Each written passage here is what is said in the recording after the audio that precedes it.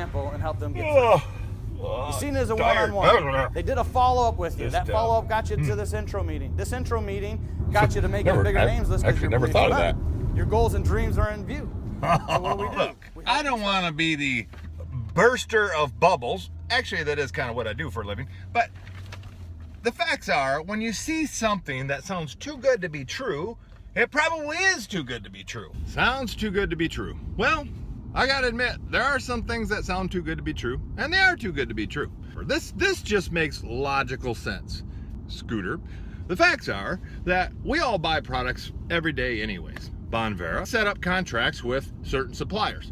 Some suppliers, like Procter & Gamble, they can buy directly from them by the truckload, and there's a certain amount of margin on each kind of product that we buy.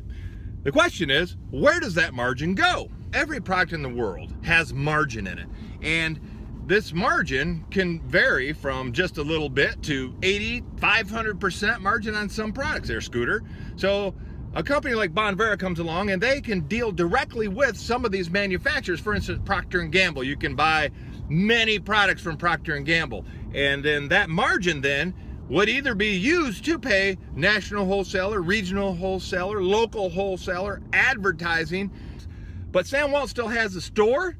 Big cost. Sam Walton still has the overhead of advertising. Big cost. What Bonvera has done is we've taken out the advertising and the store. The advertising is all word of mouth, face to face. So all that money now, Scooter, goes back into the pocket of even people like you. Even you could do it, Scooter. Oh, I got it. So you cut out the middleman, poor fella, but that hurts. You cut out the middleman, and then you take the money and you pay people. It's kind of like a pyramid. Oh, I totally agree with that.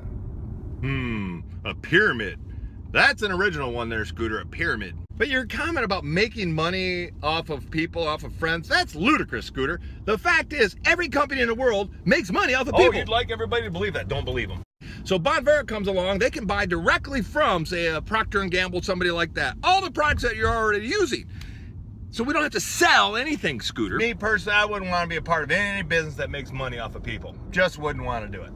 Let's just say there's an engineer. We'll go from one factory to another, and the company, the big company that basically started the business, they'll bill this engineer to these other factories at, say, $200 an hour. Now, the engineer probably only makes $35, $40 an hour. So there's a margin there, and that margin goes to the company. It does not go to the engineer. Therefore, the company makes money off of the engineer. Well, now that makes sense. That makes sense right there.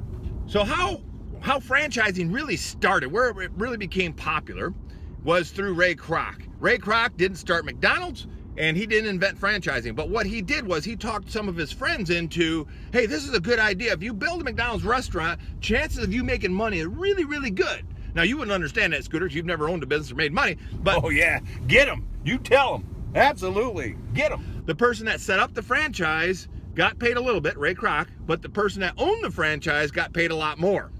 That's exactly how personal franchising works.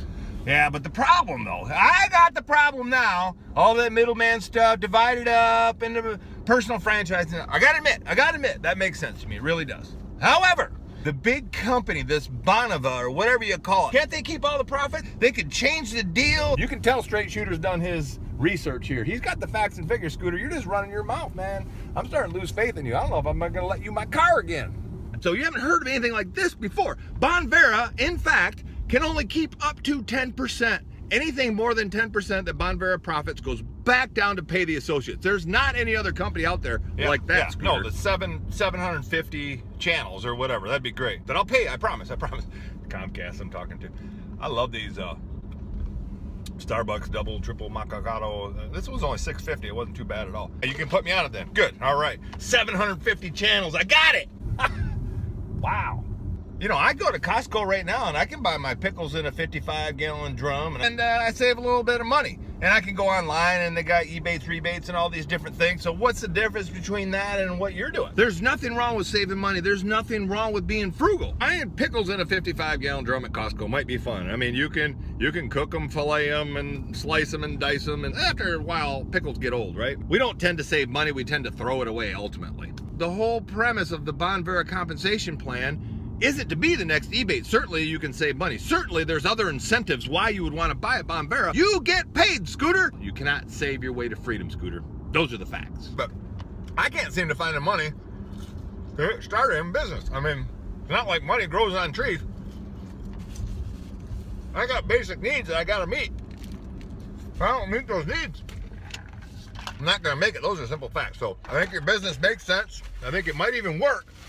But I don't have the money to get started. I just can't come up with it. You don't have the money. Well, actually, Scooter, I probably would believe you don't have the money because you really waste your money on a lot of crazy things. Take a look at what you spend in a day. Starbucks or Take Your Bucks or whatever you want to call it. Buying sodas, eating out to lunch. We have the money and we sit back and look at it. I bet we find the money. Everybody has a couple $100.